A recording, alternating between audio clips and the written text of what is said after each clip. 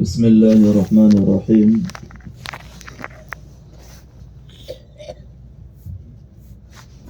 ومن أحسن قولا ممن دعا إلى الله وعمل صالحا وقال إنني من المسلمين. صدق الله العظيم.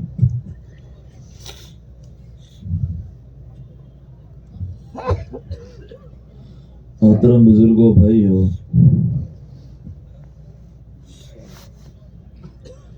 اللہ تعالیٰ نے ہم سب پر بڑا احسان فرمایا کہ ہم سب کو ایمان اور اسلام جیسی عظیم الشان نعمت عطا فرمائی.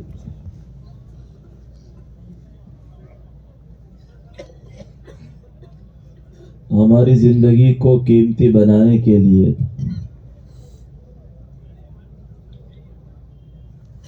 اور ہمیں اپنی زندگی میں کامیاب کرنے کے لیے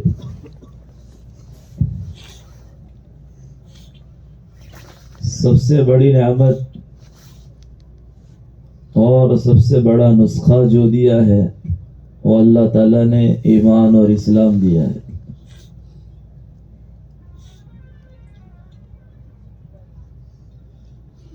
اور یہ اللہ تعالیٰ ہی کا فضل ہے، اسی کے احسان سے یہ چیز ملی ہے. ہم سب جمع ہوئے ہیں مختلف علاقے سے، مختلف برادریوں سے، اور ہمارا آپس کا جمع ہونا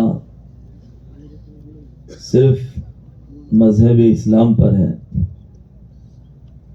انما المؤمنون اخوہ، ہم سب آپس میں بھائی بھائی ہے. باقی ساری رشتہ داری اپنی جگہ پر ہے. سب سے بڑی رشتہ داری ایمان والے کی، ایمان والے کے ایمان والے سے ایمان کے ناطے جو رشتہ داری ہے، اس رشتہ داری کے ناطے ہم سب جمع ہوئے. اس سے بڑی کوئی رشتہ داری نہیں ہے.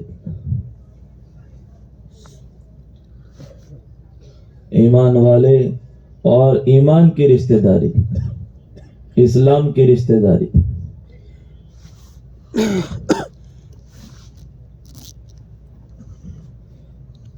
اس رشتہ داری پر اللہ نے ہم سب کو جمع فرمایا ہے.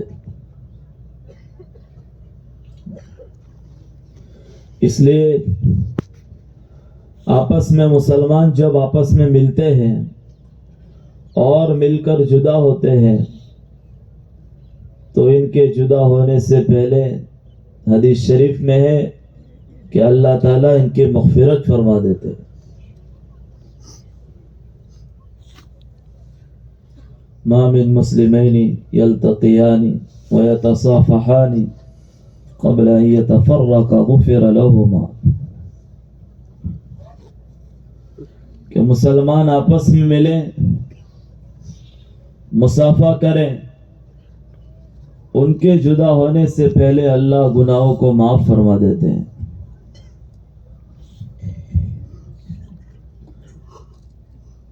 کہ ایک مسلمان کا دوسرے مسلمان سے ملنا کتنا قیمتی ہے، کہ جس پر مغفرت ہو جاتی ہے. اور مغفرت تو بڑا انعام ہے.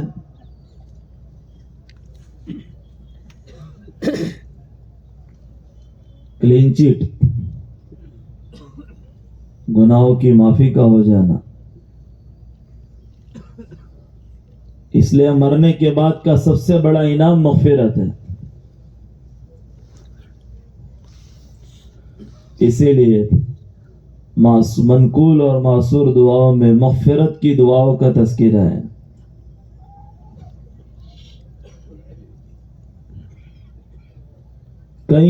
کئی دعاؤں میں اللہ سے مغفرت مانگی گئی ہے. اور دنیا میں ہمیں مغفرت کے اسباب تلاش کرنے کا حکم ہے.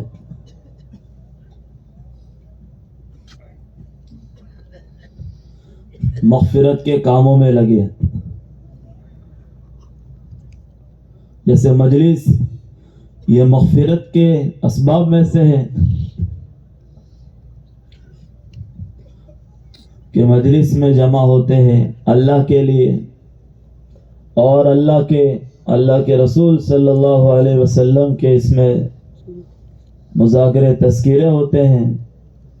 ایسی مجلس پر اللہ مغفرت کرتے ہیں.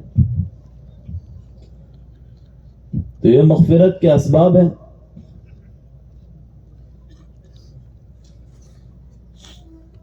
گناہ تو معاف ہوتے ہی ہے، لیکن اس کے ساتھ دنیا میں بھی بڑے انعام ہیں.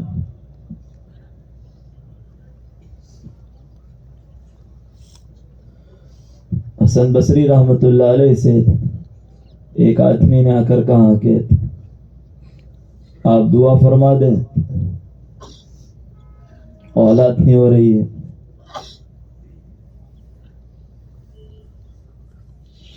تو حسن بصری رحمت اللہ علیہ نے فرمایا استغفار کرو. پھر ایک اور آدمی آیا جس نے آ کر کہا کہ آپ دعا فرما دیں، دکاڑ بہت ہے، قحط چل رہا ہے، تو اللہ پانی برسا دے اور ہریالی ہو جائے. حسن بصری رحمت اللہ علیہ نے فرمایا کہ آپ استغفار کرو. روزی کی تنگی کی شکایت کی. حسن بصری رحمت اللہ علیہ نے فرمایا استغفار کرو. ان کے بازو میں ایک آدمی بیٹھا تھا. اس نے پوچھا کیا بات ہے؟ آپ نے تو تینوں آدمی کو وہی بات کہی، تینوں کی ضرورت الگ، تینوں کے تقاضے الگ، اور آپ کی طرف سے جواب ہے کہ استغفار کریں.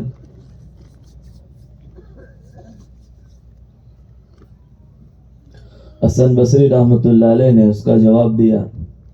اللہ نے قرآن میں فرمایا فَقُلْتُ اسْتَغْفِرُوا رَبَّكُمْ إِنَّهُ كَانَ غَفَّارًا وَيُمْدِدُكُمْ بِأَمْوَالٍ وَبَنِينَ، کہ اللہ مدد کرے گا مال سے، بیٹوں سے. تو دنیا میں مغفرت کی وجہ سے دنیا میں بھی بڑے انعام ہیں. اس لیے گناہوں کی وجہ سے روزی تنگ ہو جاتی ہے، اس لیے حکم ہے کہ استغفار کریں. ہم اس کو مغفرت کے کاموں میں لگنے کا حکم ہے کہ ہم ایسے اسباب تلاش کریں. اللہ کا بڑا احسان ہے کہ اجتماع کی ساری مجلسیں مغفرت کے اسباب میں سے ہیں.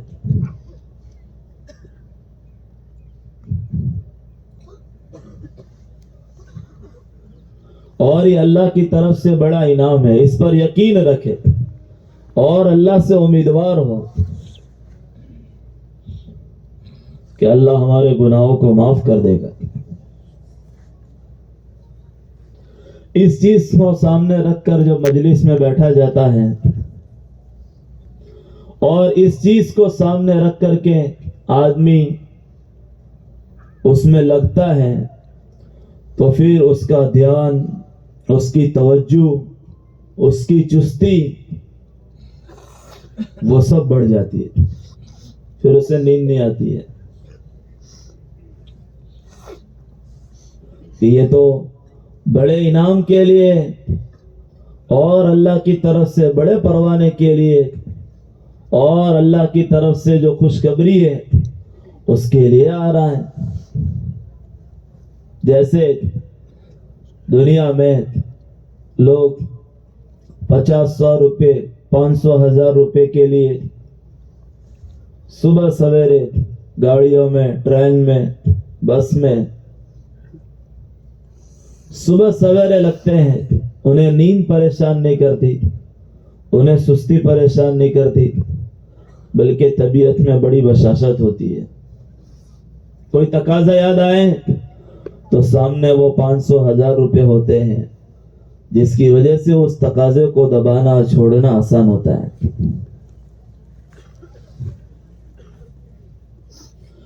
تو ہم سب اللہ کرے کہ اس مغفرت والے عمل میں بیٹھے ہیں، اللہ ہم سب کی مغفرت فرما دے اور پوری امت کی اللہ مغفرت فرما دے.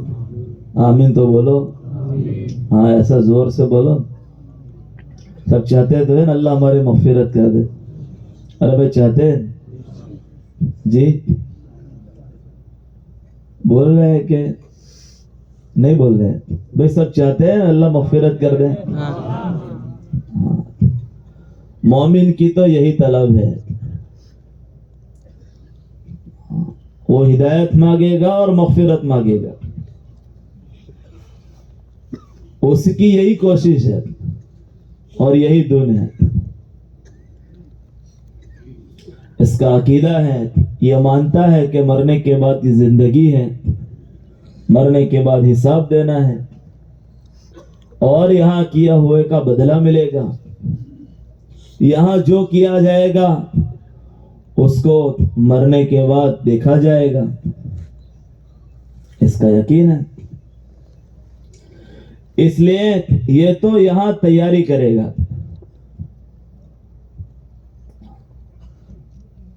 یہ یہاں تیاری کرے گا کہ مجھے تو مرنے کے بعد جواب دینا ہے، مرنے کے بعد میری زندگی ہے.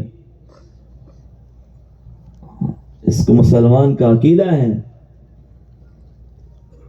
اللہ کے نبی علیہ الصلوۃ والسلام سے اس وقت کے لوگوں نے پوچھا کہ یہ مرنے کے بعد پھر زندگی، یہ کیسی بات ہے؟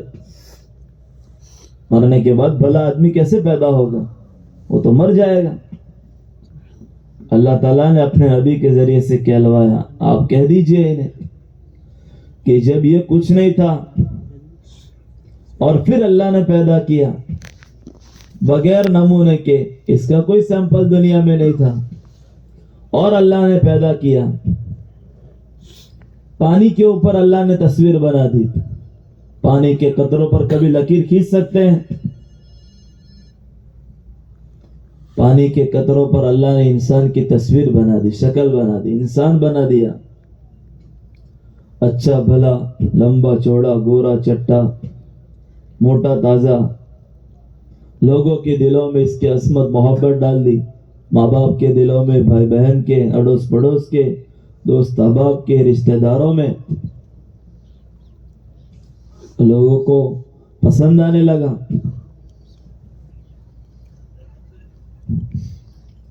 تو جب یہ کچھ نہیں تھا اور اللہ نے بنایا تو اب تو یہ اس کا ایک نمونہ بن چکا ہے. اب یہ مر گیا، اب یہ دنیا سے چلا گیا، اب پھر اس کو دوبارہ زندہ کرنا کیا مشکل ہے؟ اپنے نبی کے ذریعے سے اللہ نے کہلوایا. اب تو اور آسان ہے. ہماری مرنے کے بعد کی زندگی ہے، اس لیے ہمارا تو ہر قدم اور ہماری زندگی کی ہر صبح اسی نیت کے ساتھ اور اسی جذبے کے ساتھ ہے. اس لیے صبح کی منقول دعاؤں میں ہے، الحمدللہ الذی احیانا بعد ما اماتنا والیہ النشور. ہم اس کی تیاری کر رہے ہیں، والیہ النشور کی. آج کی صبح جیسے روزانہ صبح ہوتی ہے پھر ایک صبح کر دی، یہ نہیں ہے. زندگی کے بہت سارے سال بیت گئے، ایک دن اور بیت جائے گا، یہ بات نہیں ہے. بلکہ ہم تو اس کی تیاری کر رہے ہیں، وَإِلَيْهِ النُّشُورِ کی، کہ اللہ کے پاس قیامت میں جمع ہونا ہے اور جواب دینا ہے. وہاں پر ساری دنیا میں کی ہوئی ساری چیزوں کا حساب ہوگا. اس کے لیے آج کی صبح کی ہے. ہاں جیسے راستے میں چلتے ہیں تو وہ بیچ میں آتا ہے، اتنا کلومیٹر ہے مجادر، اتنا کلومیٹر ہے چھاپی، تو اس کو منزل کاٹنا آسان ہو جاتا ہے، کتنی قریب ہے وہ یاد دہانی ہوتی ہے. اس کو یاد کروایا جاتا ہے کہ آپ کا ٹھکانہ اتنا دور ہے. ایسے روزانہ صبح ہمیں اپنی منزل کو یاد کروایا جاتا ہے کہ ہمیں مرنے کے بعد جمع ہونا ہے اور وہاں پہنچنا ہے سب کو, کوئی اس سے باقی نہیں ہے. اس لیے روزانہ صبح اٹھ کر کے وَإِلَيْهِ النُّشُورِ کی تیاری میں ہے کہ ہم سب کو جمع ہونا ہے اللہ کے پاس اور جواب دینا ہے. اس لیے ہم سب اس کی تیاری میں ہیں. یہ ساری محنت اسی کے لیے ہے, یہ ساری محنت اسی کے لیے ہے, سارے اعمال اسی لیے ہے. نماز, زکوٰۃ, روزہ, حج, ہمدردی اور خیرخواہی کے کام, خدمت, اکرام, اچھے اخلاق سے پیش آنا, یہ سارے کام اسی لیے ہیں کہ ہم اس کی تیاری کر رہے ہیں. اور یہ سارے کام آدمی کو کرنے کی ہمت ملتی ہے اندرونی ایمان کے پاور سے.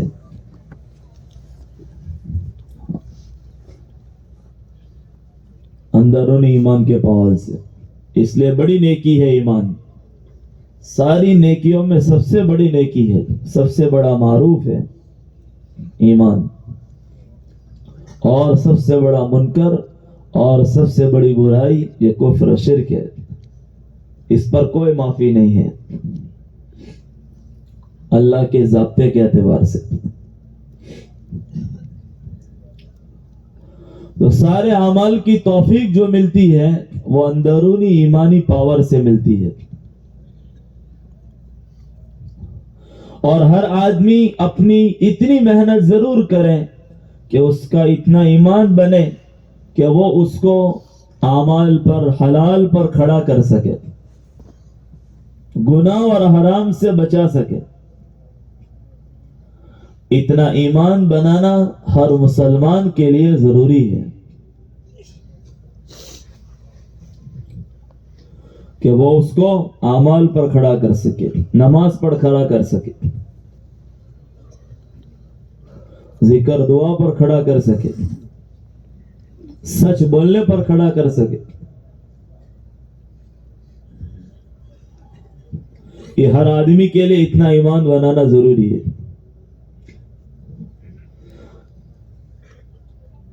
اور جب یہ ایمان ہوتا ہے تو پھر وہ دنیا میں مایوسیوں کا, گھبراہٹ کا, وحشت کا, جھوٹ کا, برائیوں کا شکار نہیں ہوتا ہے, کیونکہ اس کی تو اللہ سے ہی امید ہے. آدمی گناہ کرتا ہے, غلط بولتا ہے کچھ چیزوں کے نفع کے لیے, اس کا تو سارا ہی بھروسہ اللہ پر ہے, تو کسی اور سے نفع کی کیا امید رکھ کر جھوٹ بولے گا.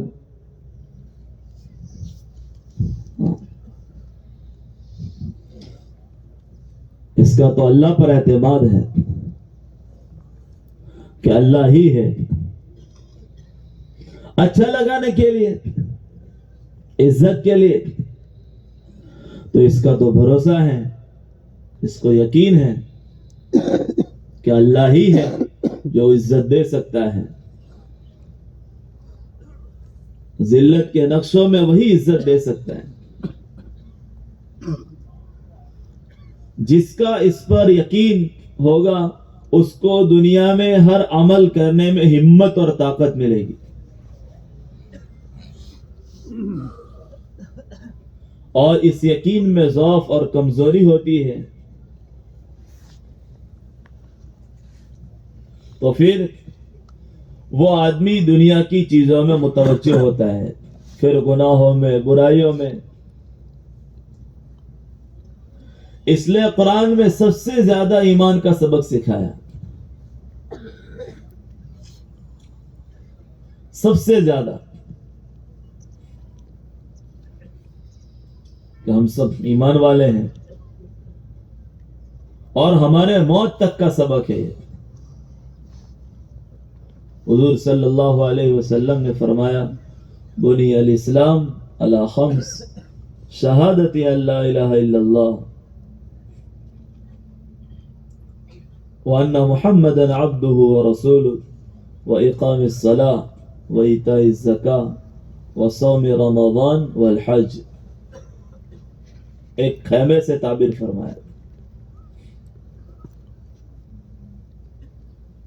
کہ خیمہ جو ہوتا ہے اس میں بیچ میں ایک لکڑی ہوتی ہے اور پھر چاروں طرف لکڑیاں ہوتی ہے, ستون ہوتے ہیں. وہ بیچ کی جو لکڑی اور ستون ہوتا ہے اسی کے سپورٹ اور تعاون سے, مدد سے باقی کے چاروں ستون اور چاروں لکڑیاں کھڑی رہتی ہے. اگر بیچ کی لکڑی اچھی مضبوطی سے جمی ہوئی ہے, کھڑی ہے بیچ کا ستون, تو پھر باقی کی سارے ستون بھی اچھی مضبوط جمے ہوئے ہیں. ایسے بیچ کی لکڑی جو ہے وہ ایمان ہے.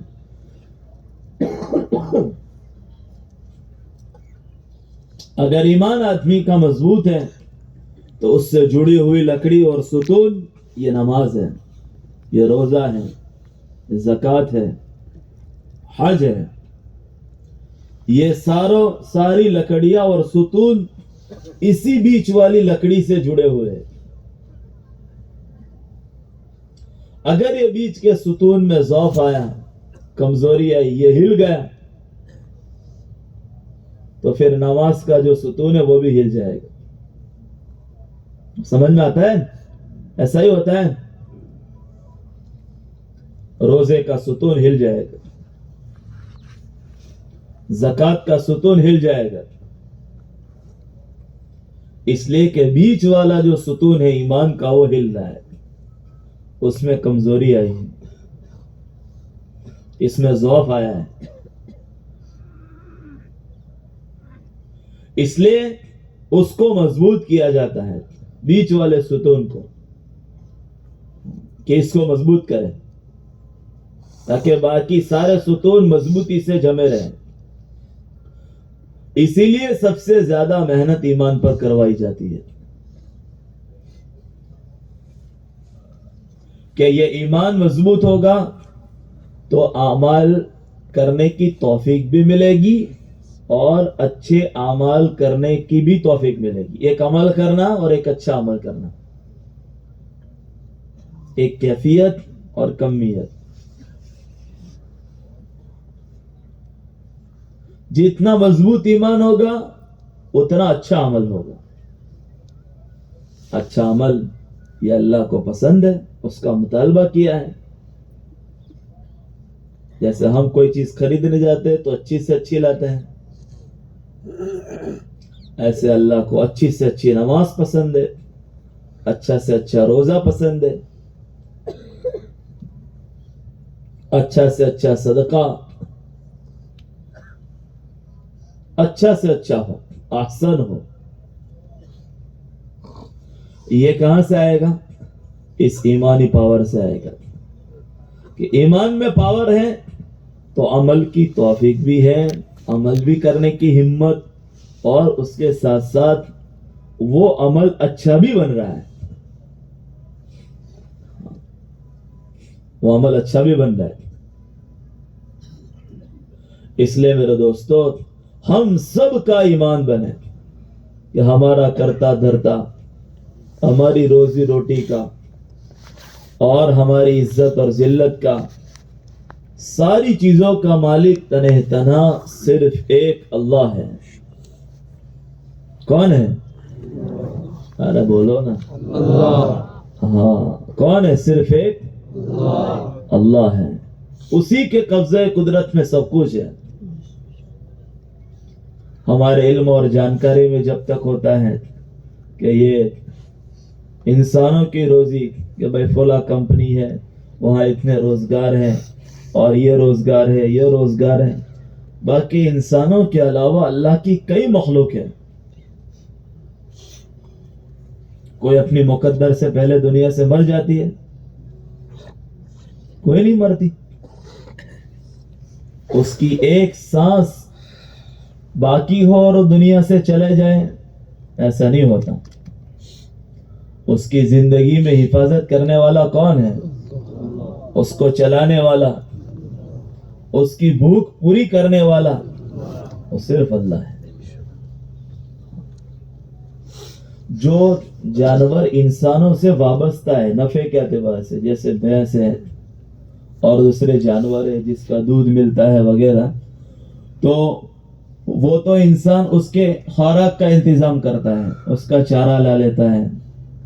لیکن جو براہ راست جو جانور انسانوں سے متعلق نہیں ہے، جڑے ہوئے نہیں ہیں، حالانکہ ساری دنیا انسانوں کی خدمت کے لیے اللہ نے پیدا کی ہے، لیکن جو براہ راست نہیں ہے اللہ ان کی بھی روزی کا انتظام کرتا ہے. سمندر میں مچھلیاں ہیں اور تہ میں ہیں، جنگل میں جانور ہیں. 4 پاؤں کٹی ہوئی وہ لومڑی ہے جو چل نہیں سکتی، ہل نہیں سکتی، لیکن اللہ نے بھی اس کی روزی کا انتظام کیا ہے. سب کی روزی کا اللہ نے انتظام کیا ہے. ہم نے کبھی سنا کہ یہ ایک بڑی کمپنی کھولی ہے جن میں اب جانوروں کو جاب دی جائے گی کہ سب بھینسیں آئیں گی، ان کو جاب ملے گی اس میں. نہ سنا بھائی؟ سنا؟ کبھی نہیں سنا کہ اس طرف جنگل میں ایک سپر مارکیٹ اور ایک مال کھلا ہے اور کرانے کی دکانیں کھلی. کیوں؟ کیونکہ وہاں وہ لینے آئیں گے، جانور لینے آئیں گے سب. سنا ہم نے کبھی؟ اور بڑے بھیانک بیماری اب جانور کو لگی ہے، کینسر کی، اور یہ تو اب ان کا آپریشن کیا جا رہا ہے. لیکن وہ اپنی مقدر کی زندگی جیتے کہ نہیں جیتے؟ ارے جی رہے کہ نہیں جی رہے؟ سب جی رہے. نہ ان کا کوئی سپر مارکیٹ کھولے ہیں، نہ وہ کمپنیاں کھولی ہے، نہ فیکٹریاں کھولی ہے کہ روزانہ صبح کتا دم ہلا کر کے جائے کہ آج میں بھی جاب پر جاتا ہوں. ایسا ہے؟ کچھ نہیں ہے. اللہ نے سب کی روزی کا انتظام کیا ہے. اللہ کی مخلوق ہے.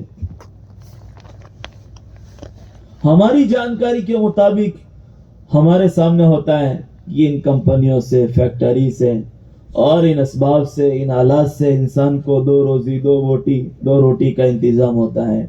یہ ساری شکلیں ہیں. اس کے پیچھے اللہ کا نظام کار فرما ہے. اگر اللہ چاہے تو اللہ ان شکلوں میں روزی روٹی دے سکتا ہے. اگر اللہ نہ چاہے تو یہ شکلیں ہونے کے باوجود بھی آدمی اپنی زندگی میں نہیں لا سکتا کچھ.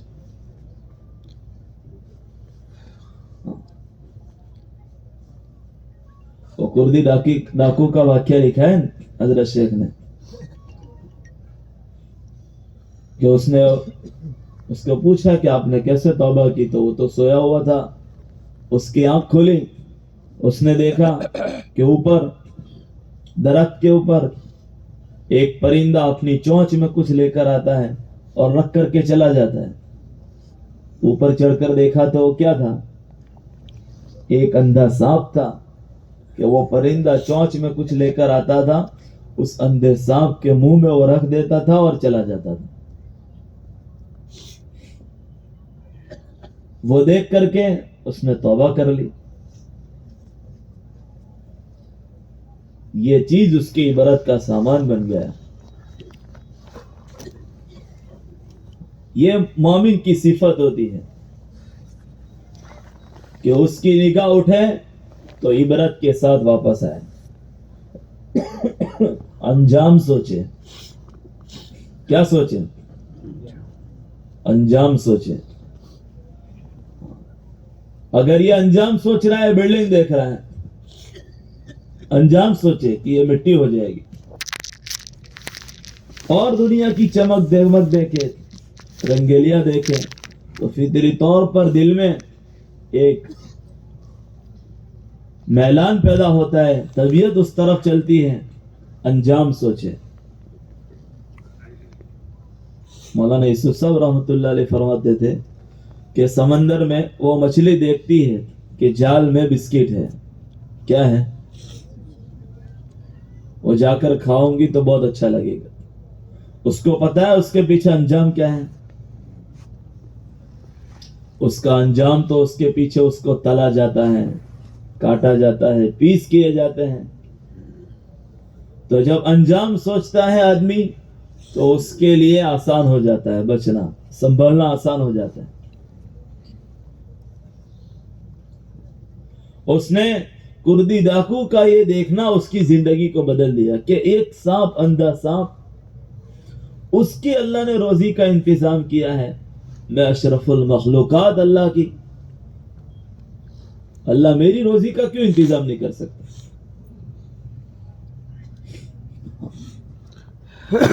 یہ اللہ ہے جو ہماری ضرورتوں کا کفیل ہے، ہماری روزی روٹی کا اس نے انتظام کیا ہے، یہ ہمارا یقین ہو۔ وہی جلاتا ہے، وہی زندگی میں ہماری مدد کرتا ہے۔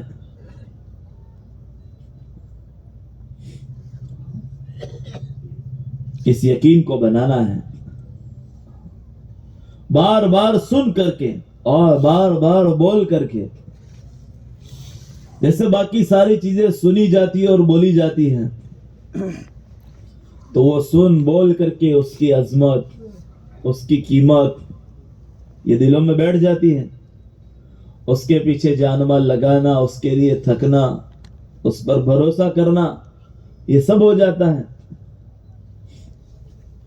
ایسے ایمان کو جب بار بار سنا جاتا ہے، بولا جاتا ہے، تو پھر اس کا اندر سے یقین مضبوط ہوتا ہے۔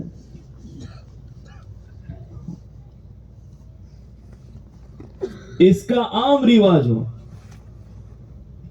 دو دوست آپس میں مل رہے ہیں تو آپس میں بیٹھ کر کے اس مبارک محنت سے تو مزاج بنانا ہے کہ بھائی آپس میں مزاج بنائے، بولے۔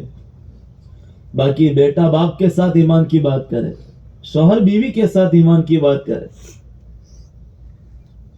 دوست دوست کے ساتھ ایمان کی باتیں کرے۔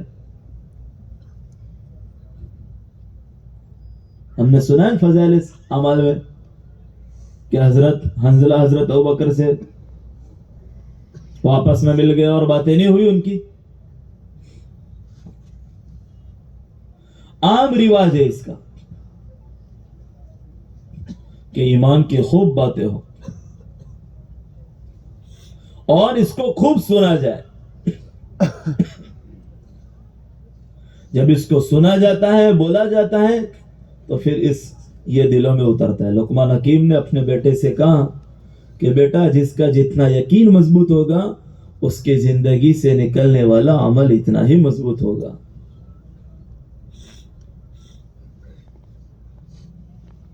اگر یقین کمزور ہے تو عمل کمزور ہوگا۔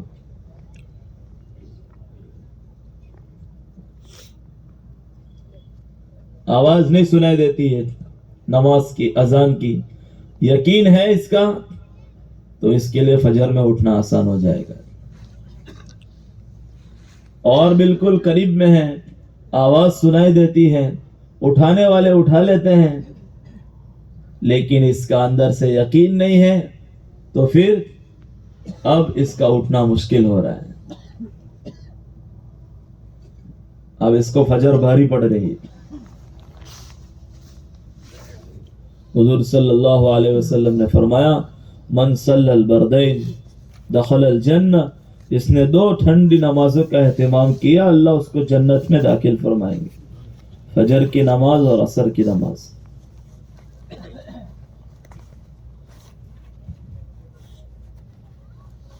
اب یہ فجر میں اٹھ کیسے رہا ہے؟ اس کے اندر کے یقین سے اٹھ رہا ہے۔ اب یہ تدبیر کرے گا کہ آنکھ نہیں کھل رہی، کیا کریں؟ میں الارم بھی رکھتا ہوں پھر بھی آنکھ نہیں کھلتی، تو کہ میں الارم دور رکھنا پڑے گا تاکہ اٹھ کر بند کرنے جانا پڑے۔ ایسا ہی ہے، بازو میں رکھیں گے اور آنکھ کھلے گی تو پھر بند کر دیں گے اور دور رکھیں گے کونے میں، اور پھر بجے گا تو کیا کریں گے؟ اٹھ کر بند کرنے جانا پڑے گا. اٹھ کر بند کرنے جائیں گے تو اچھی خاصی نیند چلی جائے گی.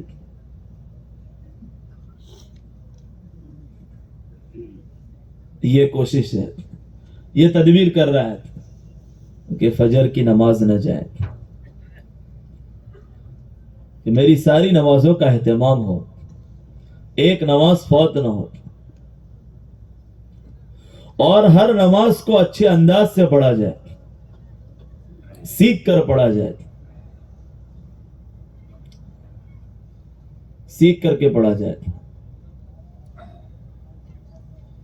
گاڑی ہوتی ہے بائک، موٹر سائیکل، تو وہ چل رہی ہوتی ہے، پھر دیکھتے ہیں کہ اب اس کی ایوریج کم آ رہی ہے، اب وہ اتنے کلومیٹر میں اتنے پیٹرول میں جتنا کلومیٹر کاٹتی ہے اب کم ہو رہا ہے، تب اس کی سروس کرانی پڑے گی، اس کو آئل دینے کی ضرورت ہے. کیوں بھائی؟ تاکہ اب اس میں اور سروس کرنے سے اس کی ایوریج بڑھ جائے گی، کہ اب 1 لیٹر پیٹرول میں اب زیادہ کلومیٹر کاٹے گی، تو وہ وقتاً فوقتاً اپنی موٹر سائیکل کو ریپیئرنگ کرواتا ہے. کہ دیکھنا پڑے گا کرتا ہے کہ نہیں کرتا ایسا. ایسی باقی ساری ایک مثال ہے.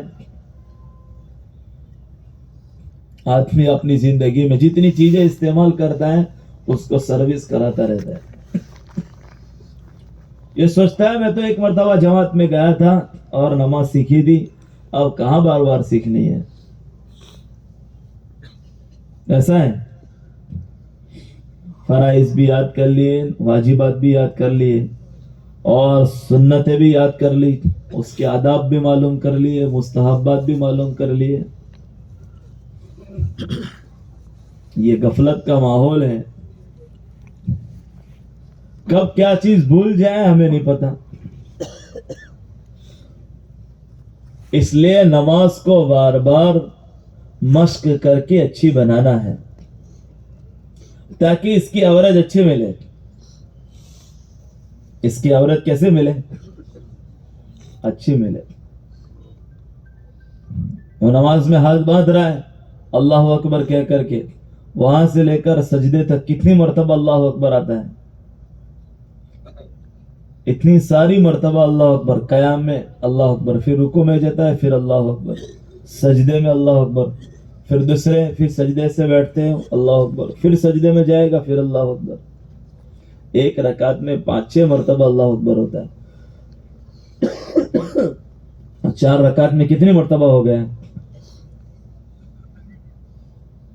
اتنی ساری مرتبہ اللہ اکبر بولنے کے بعد اس کو اللہ یاد آ رہا ہے کہ نہیں آ رہا ہے؟ آ رہا ہے.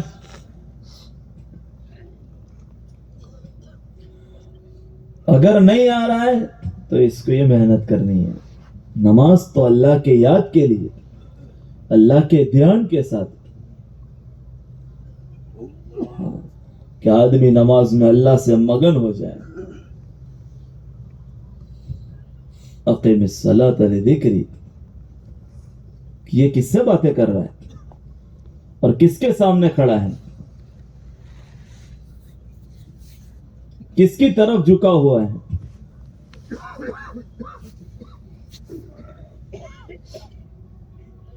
قیام میں کھڑا ہے، پھر رکوع میں جا رہا ہے، پھر سجدہ کر رہا ہے. یہ منتیں کس کی سامنے کی جا رہی ہے؟ پوری نماز میں سب سے اہم سجدہ ہے. سجدہ ہے. سجدے میں ناک کو رگڑا جاتا ہے،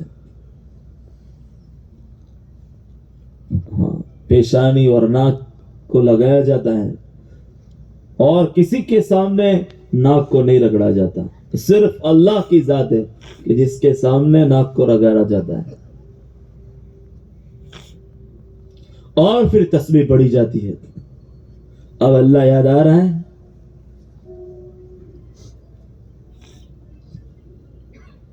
یہ اوپر سے محنت ہے، وضو سے. یہ وضو کر رہے ہیں تو وضو میں نیتیں کروائی جا رہی ہے اس سے. اس کو دھیان دلایا جا رہا ہے کہ اس میں گناہ دھلتے ہیں. اور پھر وضو کر کے آتا ہے تو پھر احساس دلایا جاتا ہے کہ اللہ کے دربار میں پیش ہو رہا ہے, اللہ کی رحمتیں متوجہ ہیں.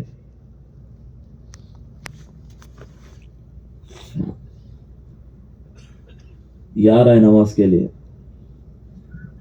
پھر قیام کے لیے قیام کرتا ہے, ہاتھ باندھتا ہے اللہ کے سامنے.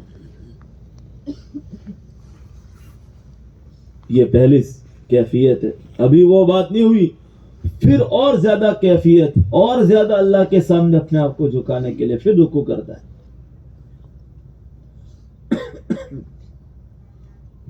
وہ چھوٹا بچہ ہوتا ہے, وہ باہر کچھ بیکنے کے لیے آتا ہے, گلفی یا بسکٹ وغیرہ, تو ماں سے کہتا ہے کیا 2-4 روپے دے دے, تو کہتا ہے ابھی تو لے گیا تھا, پھر آ گیا واپس. تو اور زیادہ منت کرتا ہے, اب دے دے نا, اب نہیں مانگوں گا. ماں نہیں دیتی تو وہ کھڑے کھڑے کوشش کرتا ہے, تو وہ بیٹھ جاتا ہے کہ ماں دے دے نا. وہ بات پوری نہیں ہوئی, ماں کہہ رہے کبھی لے کر گیا تھا, بار بار لے رہا ہے. وہ لیٹ جاتا ہے کہ ماں تو دے ہی دے, اس کو یقین ہے کہ ماں دے گی. یہ تعلق اس سے کئی گنا زیادہ تعلق. اس ماں کے دل میں شفقت اللہ نے ڈالی ہے, محبت اللہ نے ڈالی ہے. باپ کے دل میں شفقت اللہ نے ڈالی ہے, دوست کے دل میں محبت اللہ نے ڈالی ہے, بیوی کے دل میں محبت اللہ نے ڈالی ہے. وہ اللہ جو ان سب کے دلوں میں محبتیں ڈالتا ہے, وہ اللہ ہم سے کتنی محبت کرتا ہے کہ نہیں کرتا ہے. اس لیے ماں ناراض ہو جائے تو منائے, بیوی ناراض ہو جائے تو منائے, بچہ ناراض ہو جائے تو باپ بے چین ہو جائے, دوست ناراض ہو جائے تو پریشانی ہو جائے. میرا اللہ کیسے راضی ہو, اس اللہ کو خوش کرنے کے لیے نماز پڑھ رہا ہے. اس لیے قیام میں بات پوری نہیں ہوئی, پھر رکوع میں جا رہا ہے, پھر اللہ کو یاد کر رہا ہے, سبحان ربی العظیم, سبحان ربی العظیم. ایک ایک تسبیح اس کا اللہ سے تعلق بڑھا رہی ہے.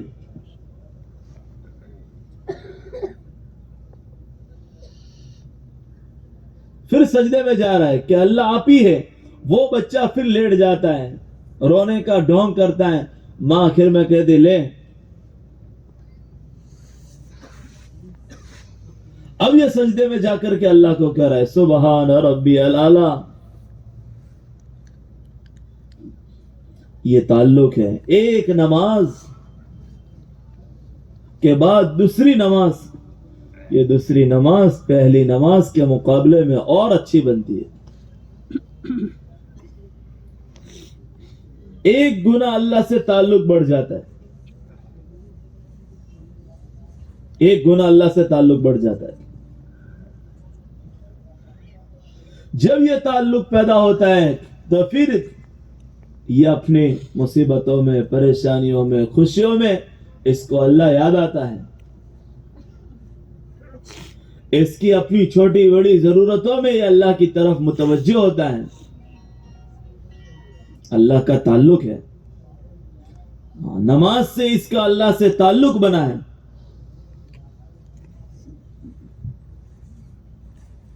نماز تو ہے ہی اسی لیے کہ آدمی اللہ سے قریب ہو جائے. لیکن وہ دیکھا دیکھی نماز نہیں, اس نماز کو بنانا پڑے گا. اس کے فرائض واجبات وہ سب تو ٹھیک ٹھاک ادا کرنے ہی ہے. اس کے بغیر اس کے اندر کی جو روح ہے اس کو جس دھیان اور توجہ سے پڑھنا ہے اور جس خشوع اور خضوع سے اس کی بھی محنت کرنی ہے.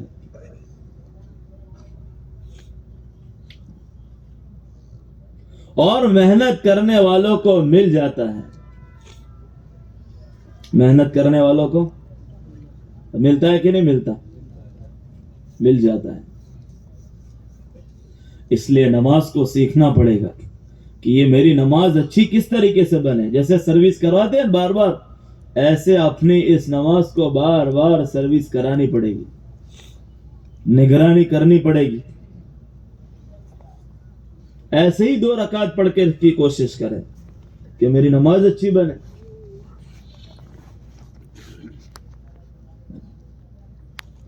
اس کے لیے اللہ سے دعائیں مانگے کہ اللہ اچھی نماز مجھے عطا فرما، دھیان والی نماز عطا فرما، خشوع والی نماز عطا فرما. اب اپنی محنت کر رہا ہے، محنت بھی کر رہا ہے، دعا بھی مانگ رہا ہے، کوشش بھی کر رہا ہے، تو پھر اللہ تعالیٰ اب اسے نماز میں اپنا تعلق نصیب کر رہا ہے. پھر اسے مزہ آ رہا ہے.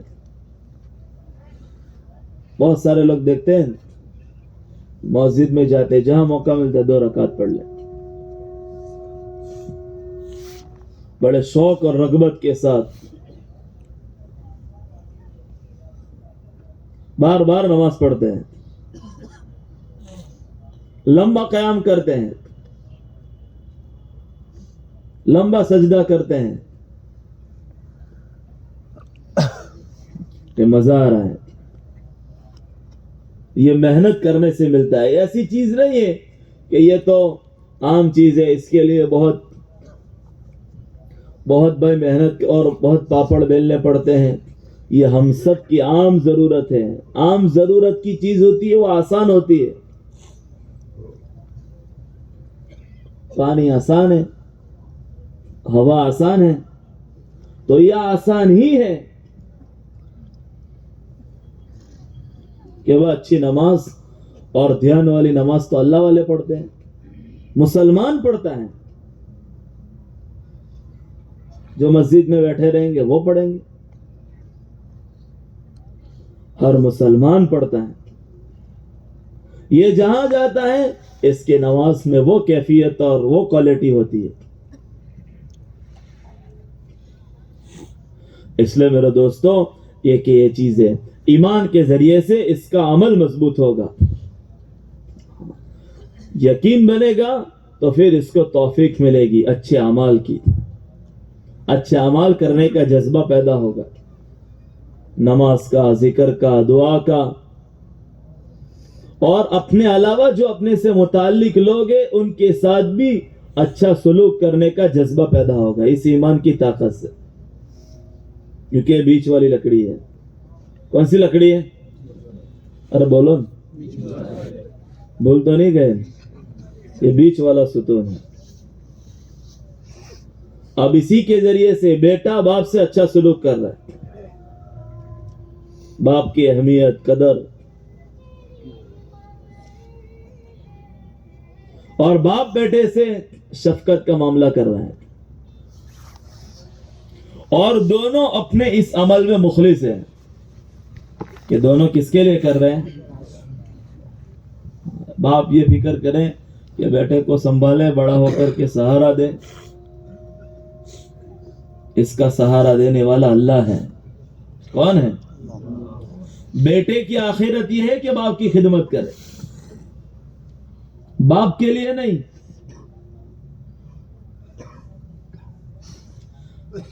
بیٹا باپ کو اس لیے سہارا نہ دے کہ بیٹا یوں سمجھے کہ باپ ہے اور اس نے مجھ پر احسانات کیے ہیں. بیٹا یوں سمجھے میری آخرت ہے اس باپ کی خدمت کرنے میں، اور باپ یہ سمجھے کہ یہ بیٹا میری آخرت کا ذخیرہ ہے، اس لیے مجھے اس کی تربیت کرنی ہے.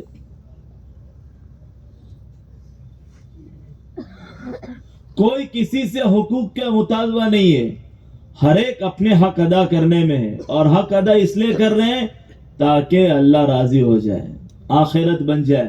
آخرت سنور جائے. بیٹا باپ کا حق ادا کر رہا ہے آخرت بنانے کے لیے، یہ اس میں مخلص ہے.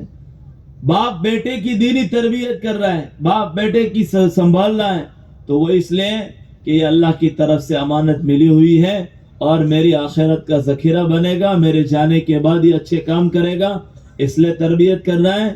تو یہ باپ اپنے اس حق ادا کرنے میں مخلص ہے، کسی سے کوئی حق کا مطالبہ نہیں ہے. تو کسی سے کبھی کسی کو شکایت نہیں ہے.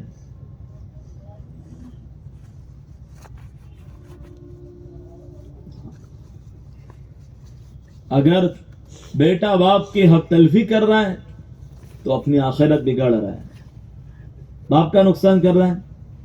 باپ کے مقدر میں جتنی راحتیں ہیں، جتنا سکون ہے، اور اس کی زندگی میں جتنی سہولتیں ہیں وہ اللہ دے گا، بیٹے کا محتاج نہیں ہے. یہ بیٹا 30-40 سال کا، وہ باپ تو وہ باپ کا وہ اللہ ہے جو اس پر کئی زیادہ گنا اس سے زیادہ شفیق اور مہربان ہے. جب یہ پیدا نہیں ہوا تھا تب سے اللہ اس باپ کی حفاظت کر رہے ہیں، اس کی زندگی میں مدد کر رہے ہیں. یہ بیٹے کی آخرت ہے کہ بیٹا اپنے باپ کی خدمت اس لیے کریں اور خدمت کر کے اپنی جنت بنائیں کہ میرا باپ ہے، میری جنت ہے. یہ ماں کی خدمت اس لیے کر رہا ہے کہ یہ میری جنت ہے، اچھا لگانے کے لیے نہیں. ایسے باپ اگر یہ فکر کرے گا یہ میرا سہارا بنے، یہ مخلص نہیں ہے. باپ یہ فکر کرے کہ مجھے اس کی دینی تربیت کرنی ہے، اس کو دین دینا ہے. جو بیٹا اپنے باپ سے کپڑا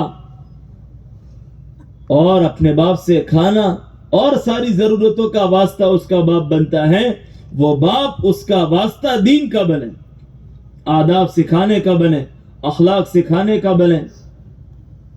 کیوں؟ تاکہ اس کی آخرت بنے.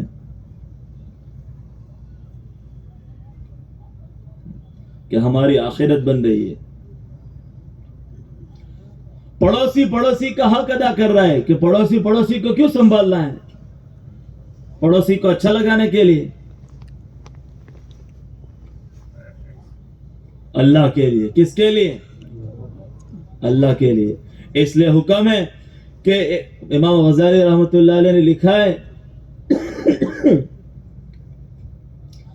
کہ پڑوسی کا حق تو یہ ہے کہ اسے تکلیف نہ دے، اور اس سے کئی گنا زیادہ حق یہ ہے کہ اس کی تکلیف بھی برداشت کرے. یہ بھی پڑوسی کا حق ہے. پڑوسی اس نوعیت کا ہے، تنگ کرتا ہے. پڑوسی کے ساتھ حسن سلوک کی اور اچھے برتاؤ کی تعلیم دی ہے، اور اس اچھے برتاؤ اور اچھے حسن سلوک میں یہ سمجھایا ہے کہ اس پڑوسی کی تکلیف کو بھی برداشت کریں. کس کے لیے برداشت کریں گے؟ ارے بولو نا، اللہ کے لیے برداشت کریں گے. یہ پڑوسی کے ساتھ اچھا سلوک کر رہا ہے اللہ کے لیے، اپنی آخرت بنانے کے لیے. کس کے لیے؟ آخرت بنانے کے لیے. رشتہ داروں کے ساتھ اچھا برتاؤ ہو رہا ہے، یہ اللہ کے لیے کر رہے ہیں. دور قریب کے رشتہ داروں کے ساتھ صلہ رحمی ہو رہی ہے، وہ اچھا کرے اور ہم اچھا کریں. یہ تو تجارت ہے، لین دین ہے کہ وہ بھی اچھا کرے ہم بھی اچھا کریں. انہوں نے کیا اس لیے ہم اچھا کر رہے ہیں. وہ اچھا کرے کہ نہ کرے، ہماری طرف سے تو معاملہ اچھا ہوگا. کیوں اچھا ہوگا؟ ہمیں اللہ کی طرف سے یہی حکم ہے، اور ہم تو اللہ کو راضی کرنے کے لیے کر رہے ہیں. تو کس کو راضی کرنے کے لیے کر رہے ہیں؟ جب یہ نیت ہے تو اب چاہے رشتہ دار کیسے بھی ہو، ان رشتہ داروں کے ساتھ موت تک اچھے برتاؤ کے ساتھ نبھانا آسان ہے. اس کے سامنے رشتہ داروں کی باتیں ترش روی، رشتہ داروں کے غلط بول اس کے سامنے کوئی اہمیت نہیں رکھتے ہیں. اس کے سامنے تو اللہ کی رضامندی اہمیت رکھتی ہے. تو اللہ راضی ہو جائے. کون راضی ہو جائے؟ ارے بھائی بولو نا. سو تو نہیں گئے؟ اللہ راضی ہو جائے. یہ روح ہے. جب یہ روح ہمارے ہر عمل میں ہوتی ہے تو پھر وہ عمل جاندار ہوتا ہے. پھر دنیا میں ساری جگہوں سے شکایتیں ختم ہو جاتی ہے. جب اللہ کے لیے کرنے کے جذبات ہوتے ہیں کہ سب کے ساتھ معاملے ہو رہے ہیں اور سب کے ساتھ جتنے دنیا میں واسطے، کیونکہ انسان ہے، انس سے بنا ہے، لوگوں کے ساتھ اللہ نے اس کو بسا کے رکھا ہے، تو لوگوں کے ساتھ جی رہا ہے، تو لوگوں کے ساتھ حقوق ہے اس کے، اور حقوق کا اللہ نے دین دیا ہے کہ کس کا کیا دین ہے. اب ہر ایک کے حقوق کا خیال کرنا، ان کی رعایت کرنا اور حقوق پورا کرنا، یہ اس آدمی کے لیے آسان ہے کہ جو اللہ کے لیے کر رہا ہے. اب یہ بازار میں بھی دیندار ہے کیونکہ بازار کے حقوق سمجھ رہا ہے، گراہک کے، کسٹمر کے. یہ مخلص ہے اپنی تجارت میں. اس کو یقین ہے کہ دینا اور لینا یہ میرے نزدیک سبب کے طور پر ہے، باقی مسئلہ تو اللہ کے ساتھ ہے.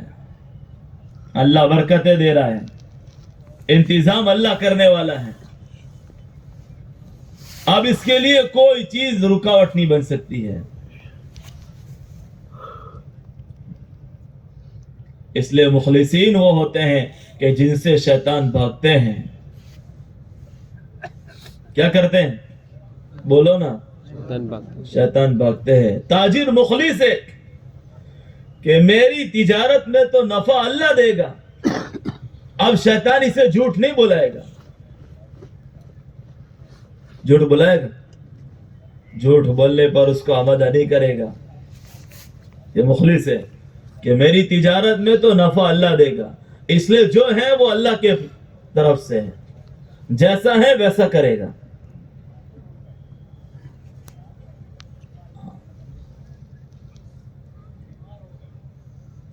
وہ غلط کو صحیح نہیں بتائے گا کیونکہ مخلص ہے اپنی جگہ پر.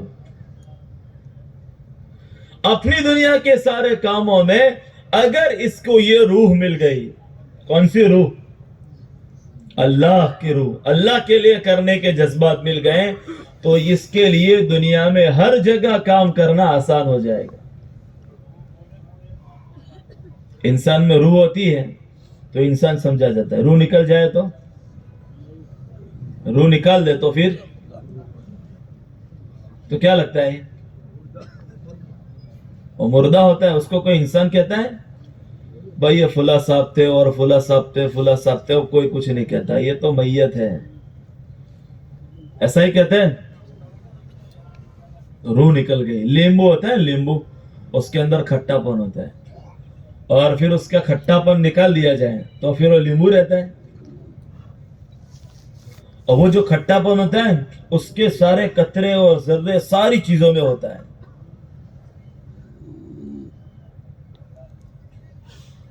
ایسے اخلاص ہے، اللہ کے لیے کرنے کا جذبہ ہے، یہ عمل میں ایسا ہی ہوتا ہے. جب یہ نکل جاتا ہے تو وہ بے جان ہو جاتا ہے. پھر شوہر اپنی بیوی سے اور بیوی اپنے شوہر سے، یہ دونوں اللہ کے لیے نہیں اغراض کے لیے جڑے ہوئے ہیں. اور جب مخلص ہوتے ہیں کہ یہ بیوی جنت میں بھی ہے، یہ میری آخرت بھی بن سکتی ہے، آخرت میں مددگار بھی بن سکتی ہے، یہ اخلاص ہے. اب اس اخلاص کے لیے وہ اپنی بیوی پر اس لائن سے محنت کر رہے ہیں.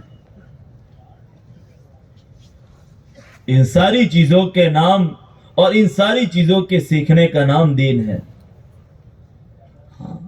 ایک تو سننا ہے، ہم سب نے سنا ہے، ایمان سنا، نماز سنی،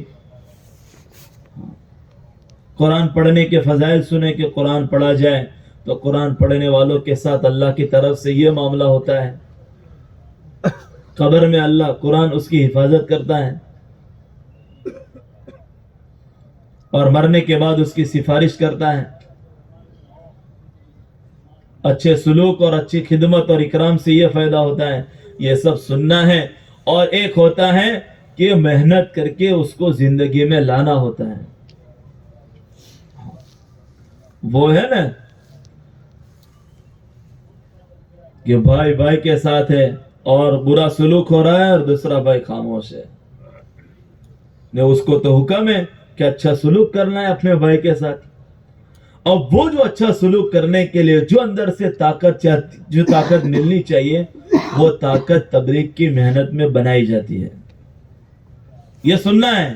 ہم سب نے سنا کہ یہ حقوق ہے. چل پھر کر کے یہ قوت آدمی کے اندر بنائی جاتی ہے. اس لیے بہت سارے لوگ اللہ کے راستے میں جا کر آتے ہیں, ماں باپ سے معافی مانگتے ہیں, احترام کرتے ہیں. ایک جگہ ہم جماعت میں گئے تھے تو وہ باپ مسجد میں آیا بہت روتے روتے. اس نے کہا کہ پہلے معاملہ یہ تھا, میرا بیٹا بھی 4 مہینے میں جا کر آیا.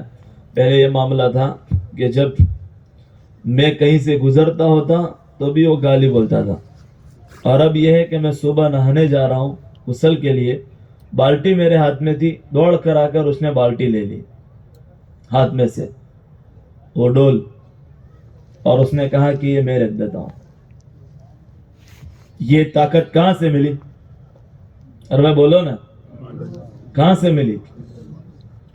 اللہ کے راستے میں جا کر کے یہ طاقت آدمی کی زندگی میں آتی ہے.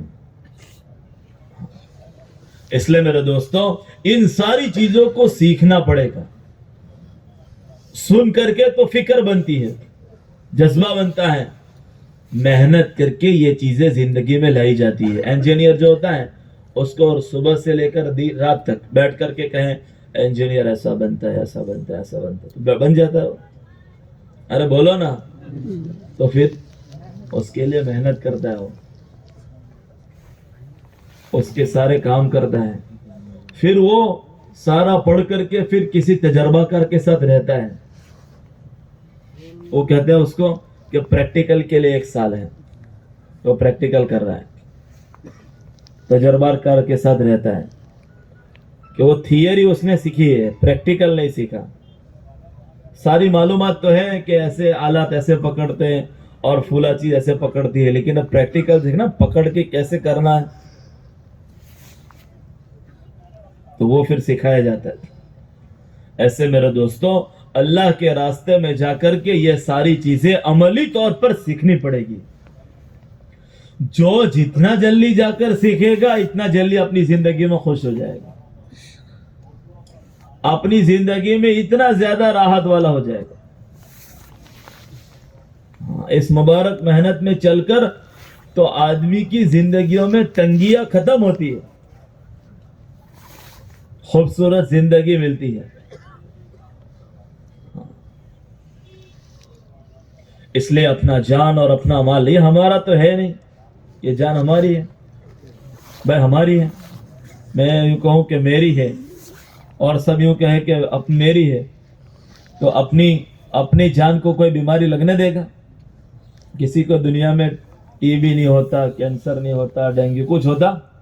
کون چاہتا کہ اس کو وہی مالک ہو؟ تو یہ ہماری, ہم تو صرف اس کے نگہبان ہیں. اس کے کیا ہے؟ صرف نگہبان ہیں. ہاں, یہ اللہ کی ہے. جب اس جان کو اللہ کی ہے, اللہ کے لیے لگایا جاتا ہے, تو پھر اللہ کے لیے استعمال کیا جاتا ہے, تو پھر اب اللہ کی طرف سے زندگی خوبصورت بنتی ہے. مال اللہ کا ہے. اس لیے اللہ پاک فرماتے ہیں وَمِمَّا رَزَقْنَاهُمْ يُنْفِقُونَ, ہم نے دیا ہے ان میں سے خرچ کرو, تمہارا نہیں. کیا کہہ رہے اللہ؟ ہمارا ہے, ہمارا نہیں ہے. اللہ پاک کیوں کہہ رہے ہمارا جو ہے وَمِمَّا رَزَقْنَاهُمْ يُنْفِقُونَ, ہم نے جو دیا ان میں سے خرچ کرو. تو یہ اللہ کا ہے. کس کا ہے؟ اللہ کا ہے. سب اللہ کا ہے. جب اللہ کے لیے استعمال ہوگا تو پھر یہ اور زیادہ اچھا بنے گا، اور زیادہ اچھا بنے گا. اس لیے میرے دوستو نیت کریں کہ یہ جان مال اللہ کی طرف سے امانت ہے، اس کو اللہ کے راستے میں چلایا جائے. اس چیز کو صحابہ نے سمجھا تھا، یہ جان مال اللہ کی طرف سے امانت ہے، تو انہوں نے اللہ کے لیے استعمال کیا، تو ان کی جان قیمتی بن گئی، مال قیمتی بن گیا، زندگیاں قیمتی بن گئی، اپنی حیات میں قیمتی بن گئی، اور اپنی ممات اپنی دنیا سے چلے جانے کے بعد قیامت تک آنے والوں کے لیے حضرات صحابہ کی زندگیاں نمونہ بن گئی. صحابہ کی زندگیاں کون سی زندگیاں ہیں؟ اللہ کو جو زندگی پسند ہے وہ صحابہ کی زندگی ہے. اللہ کی پسندیدہ زندگی صحابہ کی زندگی. تو محنت کر کے انہوں نے اپنی زندگی اللہ کی پسندیدہ زندگی بنا دی. ہم محنت کر کے ہماری زندگی اللہ کی پسندیدہ زندگی بنا دیں. سب نیت کرتے ہیں انشاءاللہ؟ نہیں، ایسا نہیں. سب نیت کرتے ہیں؟ کون کون نیت کرتا ہے؟ او ہو ماشاءاللہ ماشاءاللہ، اللہ قبول فرمائے. اب ہمت کر کے بتائیں. اسی کے لیے اللہ کے دین کی محنت ہے، اسی کے لیے اللہ کی نسبت پر جانا ہے. ہاں، 4 مہینے کوئی بڑی چیز نہیں ہے، بڑی چیز ہے. اور سروس ہو جائے تو زندگی اور اچھی بن جائے گی. وہ تو جو جاتا ہے اور جا کر آتا ہے اس کو پتا چلتا ہے. باقی تو آدمی نیت کرتا ہے، اس کو 100% مشکل لگتا ہے کہ میں کیسے جاؤں. لیکن پکی نیت کر لیتا ہے آدمی، اور پکی نیت کرنے کے بعد پھر وہ سوچتا ہے کہ اب مجھے کیسے